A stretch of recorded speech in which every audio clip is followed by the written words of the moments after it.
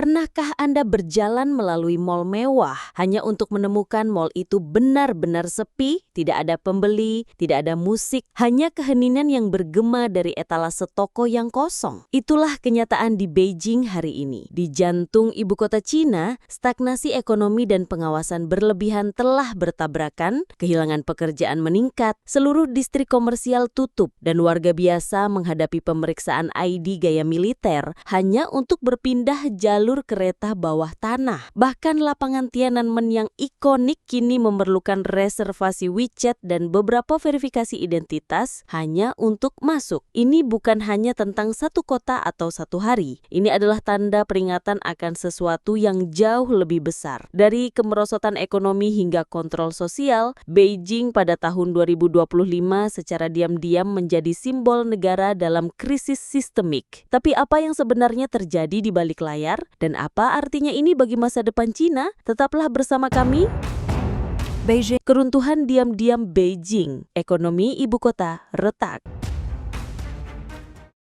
Di jantung ibu kota Cina, keheningan yang menyeramkan kini menyelimuti apa yang dulunya merupakan pusat kehidupan konsumen yang berdenyut. Beijing's Joy City Mall, yang dulunya penuh sesak dengan pembeli kelas menengah dan butik-butik bermerek, kini menjadi gua dengan langkah kaki yang bergema. Di toko Adidas tidak ada pelanggan yang melihat-lihat rak. Garasi parkir yang dulunya mustahil menemukan tempat, kini hampir seluruhnya kosong. Pergeseran itu tidak terjadi dalam semalam, tetapi telah dipercepat dengan kecepatan yang mengagumkan, dan bagian yang paling mengkhawatirkan, tidak ada seorang pun yang berkuasa yang membicarakannya. Menurut penilaian internal yang bocor yang dibagikan oleh pengamat lokal, beberapa jalan komersial di Beijing melaporkan bahwa hingga 93% toko retail telah tutup. Banyak diantaranya dalam waktu 2 tahun setelah pembukaan. Ini bukan toko kecil milik ibu dan anak. Bahkan waralaba yang didanai dengan baik pun menarik diri secara diam-diam. Di balik pintu yang terkunci dan jendela yang gelap, terhampar sewa yang belum dibayar, lalu lintas pejalan kaki yang berkurang, dan kepercayaan konsumen yang hampir runtuh. Ruang kantor menceritakan kisah yang serupa. Distrik-distrik seperti Wangjing Soho dan jalan keuangan yang dulunya bergengsi mengalami penurunan tajam dalam aktivitas penyewaan. Sewa dipangkas tetapi penyewa tidak kembali. Perusahaan rintisan bangkrut, perusahaan asing keluar, dan perusahaan domestik memangkas biaya. Pergeseran ke kerja jarak jauh tidak sepenuhnya menjelaskan hal ini. Apa yang terjadi bersifat struktural, bukan hanya siklus. Bahkan kereta bawah tanah Beijing yang dulunya merupakan simbol energi kota yang tak henti-hentinya, kini menjadi tanda denyut nadinya yang melambat. Di stasiun jalur Daxing, bahkan selama jam sibuk, kereta tiba dengan barisan kursi kosong. Peron tidak lagi berdesakan. Ini bukan hanya masalah transportasi, ini adalah cerminan dari ketidakterlibatan ekonomi. Lebih sedikit pekerjaan, lebih sedikit perjalanan, lebih sedikit pengeluaran, lebih sedikit pergerakan. Yang membuat kemerosotan ini sangat mengerikan adalah keheningan yang menyelimutinya. Tidak ada debat yang disiarkan televisi, tidak ada berita utama di media pemerintah, tidak ada pengakuan resmi resesi atau kontraksi. Fasade normalitas tetap utuh, namun kenyataan di lapangan menceritakan kisah yang berbeda. Ekonomi Beijing, yang dulunya merupakan wajah bangga modernisasi China, kini kropos dari dalam. Di negara di mana data dikontrol ketat dan perbedaan pendapat berbahaya, keruntuhan diam-diam ini menimbulkan pertanyaan yang menakutkan. Jika ibu kota bisa membusuk dengan tenang seperti ini, seberapa dalam kebusukan itu di tempat lain? Mal-mal mungkin kosong, tetapi apa yang mereka ungkapkan adalah kekosongan yang jauh lebih mendalam.